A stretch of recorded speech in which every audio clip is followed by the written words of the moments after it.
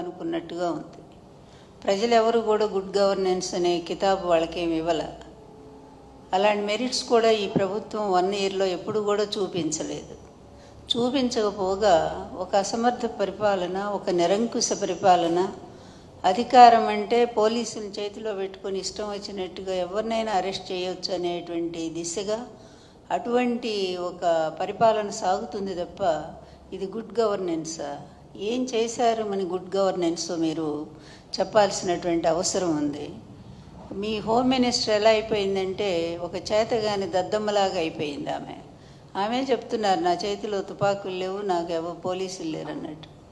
ఆమెకెందుకు? Police అంతా కూడా లోకేష్ చేతిలో నడుస్తూ ఉంటే హోమ్ మినిస్టర్ డమ్మీగా అయిపోయింది. జగన్మోహన్ రెడ్డి గారిని తిట్టడానికి మాత్రం ఆమెను పంపిస్తూ ఉంటారు. నిన్న చూశాను నేను, మానవత్వం లేదు అది ఇదని మాట్లాడుతుంది. అసలు మీ మార్ఫింగ్లకి, మీ అబద్ధాలకి, మీరు చేసే ఎప్పటికప్పుడు మీ కుట్ర రాజకీయాలకి ఇదేనా అసలు పరిపాలన అంటే? చంద్రబాబు, ఇదేనా నువ్వు ఏదో 40 ఏళ్ళ ఇండస్ట్రీ అని చెప్పుకునే గొప్ప రాజకీయ జీవితం?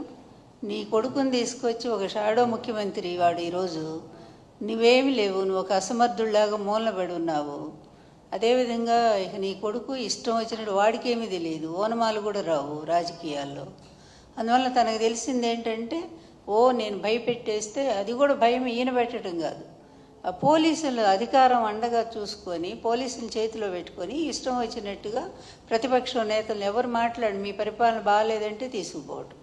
అదేవిధంగా ముఖ్యంగా ఈ రాష్ట్రంలో ఈ 1 ఇయర్లో ఆడపిల్లల మీద జరుగుతున్నటువంటి అత్యాచారాలు ఇంతవరకు స్వాతంత్రం వచ్చాక రాజకీయ చరిత్రలో, అంతకుముందు ఎక్కడో నిజాం టైంలో రజాకారుల ఉద్యమాల్లో మహిళల మీద అత్యాచారాలు దారుణంగా జరిగాయి అనేది మనం విన్నాము.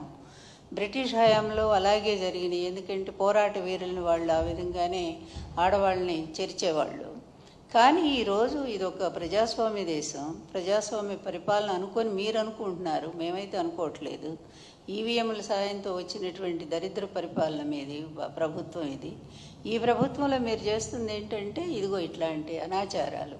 మీ పార్టీ వాళ్ళు ఏదో పని చేసినా సరే వాళ్ళకి ఏ విధమైన శిక్షలు లేవు. వాళ్ళు మహిళల్ని భయంకరంగా మరి మీ సోషల్ మీడియాలో ఇష్టం వచ్చినట్టు వాళ్ళ వ్యక్తిత్వ హననాన్ని చేస్తుంటే దానికి ఏ విధమైన శిక్షలు లేవు.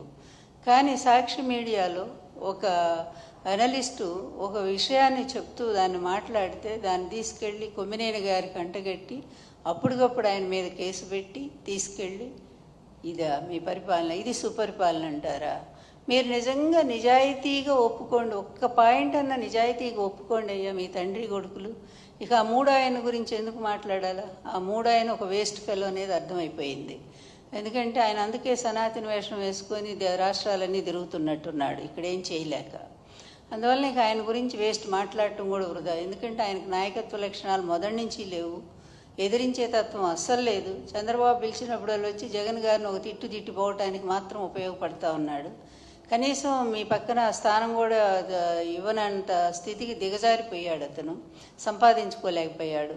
అందువల్ల నీకు అతని గురించి ఎక్కువ మాట్లాడకూడదు. కానీ మీ ఇద్దరు కలిసి ఈరోజు రాష్ట్రాన్ని ఏ విధంగా చేస్తున్నారో ఒక్కసారి ఆలోచించండి. మీరు ఆలోచించట్ల, ప్రజలు ఆలోచిస్తున్నారు, ప్రతి క్షణం ఆలోచిస్తున్నారు. ఎందుకంటే శ్రీశ్రీ గారు అన్నట్టు మదమెక్కిన తురంగాలు అన్నట్టుగా మదం పట్టినటువంటి గుర్రాలు లేకపోతే ఏనుగులు ఇవన్నీ కూడా ఇష్టం వచ్చినట్టుగా ప్రవర్తిస్తూ ఉంటాయి. వాటికి ఉచ్చము నీచము జ్ఞానము ఏమీ తెలియదు. అవి ఎక్కడ పడితే అక్కడ ఎట్లా పడితే అట్లా పరిగెడతాయి, అన్నిటినీ నాశనం చేస్తాయి. ఈరోజు రాష్ట్రాన్ని నిజంగా గుడ్ గవర్నెన్స్ అంటే జగన్ గారి టైంలో ఒక పద్ధతిగా జరిగింది. కానీ మీరు ఏ ఒక్క పాయింట్ అయినా కంపారిజన్ చేయటానికి మీరెవరు రారు.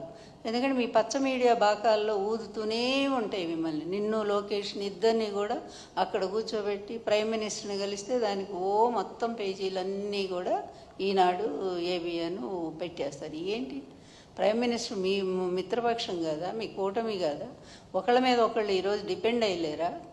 అది కూడా కలిస్తే దానికి ఒక పెద్ద అది వీరత్వమా శౌరత్వమా? ఆయన వల్ల ఇదిగో ఇన్ని వేల కోట్లు ఈ రాష్ట్రానికి మరి వస్తూ ఉన్నాయి, పరిశ్రమలు వచ్చినాయి, ప్రైమ్ మినిస్టర్ గారు యాక్సెప్ట్ చేశారు.